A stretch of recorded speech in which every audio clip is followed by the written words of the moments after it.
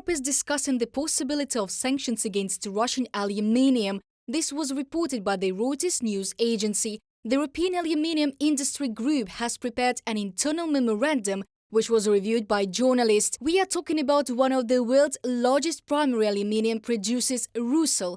Earlier sanctions were imposed on it, but Europe has not been able to completely refuse supplies from Russia.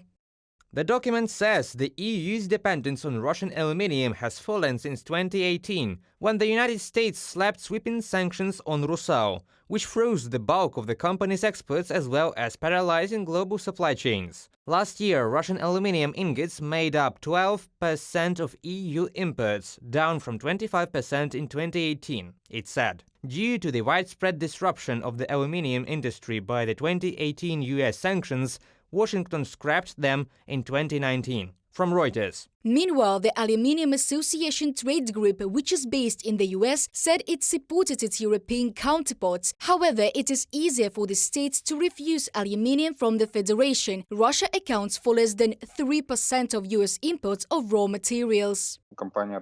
Rusal produced 4 million tons of primary aluminium last year, which is about 6% of the total world production. So we see a fairly strong market, and there is an understanding that maybe the situation here is similar to Rosatom, that the European Union cannot yet fully understand what they should do in the aluminium sector, as well as in the nuclear energy sector.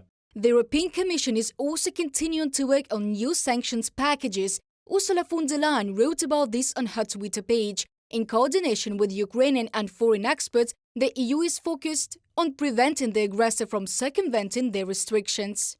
Glad to discuss with our EU sanctions envoy David O'Sullivan about enforcement of EU sanctions against Russia and tackling circumvention.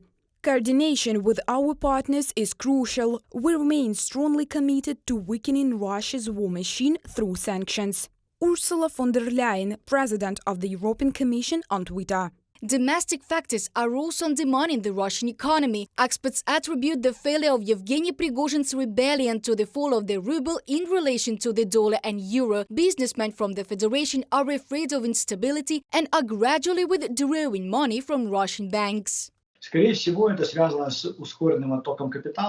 is most likely due to the accelerated outflow of capital, which took place as a result of the backdrop of the Prigozhin revolt when Putin demonstrated weakness, Russian statehood demonstrated weakness, and a number of representatives of the Russian elites most likely decided that it was necessary to re-hide the money and accelerated the withdrawal of this money from the country. At the same time, there was a process of outflow of funds from banks. Another factor in the ruble's fall, according to experts, is the growing budget deficit in Russia. According to the latest data, it amounts to almost 4 trillion rubles. Reported by Diana Kolesnik, Larisa Zubenko, UATV News.